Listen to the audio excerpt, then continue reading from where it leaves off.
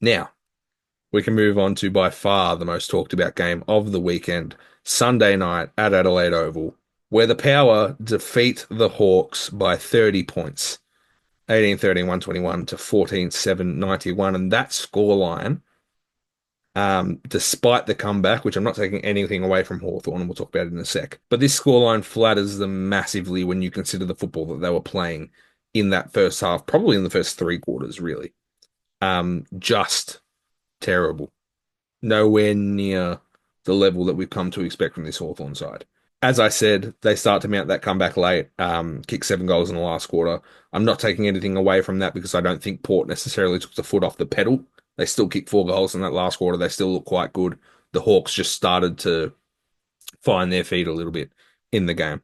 However, as I said, it was just really terrible early. And I am going to pump up my own tires a little bit here because I did call it. And I'm glad that I saw it the way I did because it's pretty much exactly how it happened. I cited these massive games, Anzac Day, the opening game of round one between Carlton and Richmond, so on and so forth, where teams just stand up and they go out there and they get the job done because of what the game means.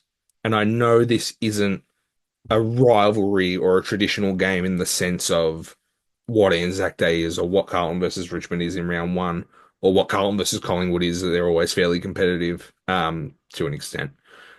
But um, this game had so much storyline and there was just so much going into it. If the Hawks win and it's a close game, I'm still not entirely wrong about the stakes of the game and what it means for each team. However, the way Port came out and played um, completely suggests that they were just more up for this game and they had more feel. It's a cliche, but they wanted it more, truly. And that's because of what happened last year and the position that Port were in, needing the win and I guess, the size and importance of gather round and just everything that went into this game. There was no way that Port weren't going to stand up. From a Hawthorn perspective, on that note, you've got to wonder where their head was sort of at coming into this game to get run over the way they did.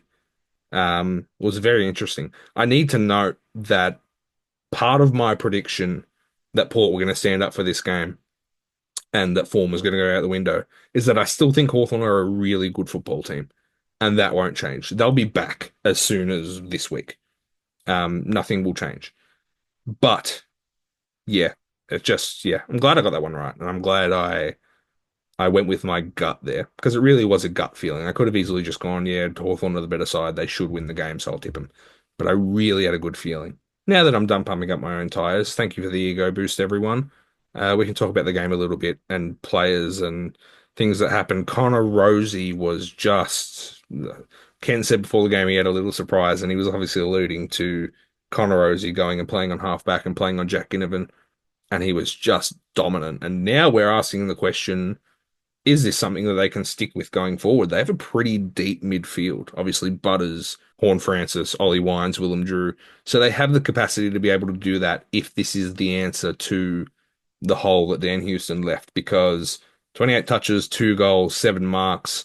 We're going to talk about it all later in the Player of the Year votes. There's no spoiler there. You have to be a bit dense to think that I'm not going to be all over that again when it gets to that point. But yeah, he was fantastic. Their midfield was unreal. Horne-Francis, I thought, was fantastic and back to seemingly what was his best football. Butters was really good. Yeah, just all seemed to come together for this Port team at the right time. And yeah, as I said before, they really just stood up for it. And it'll be interesting to see what that does for their momentum and what it does for them going forward. And is it something that they can maintain? Sydney this week will be a very good game. Port probably need a backup. What they did against the Hawks and Sydney desperately need a win. So yeah, I will be glued to the couch watching that one.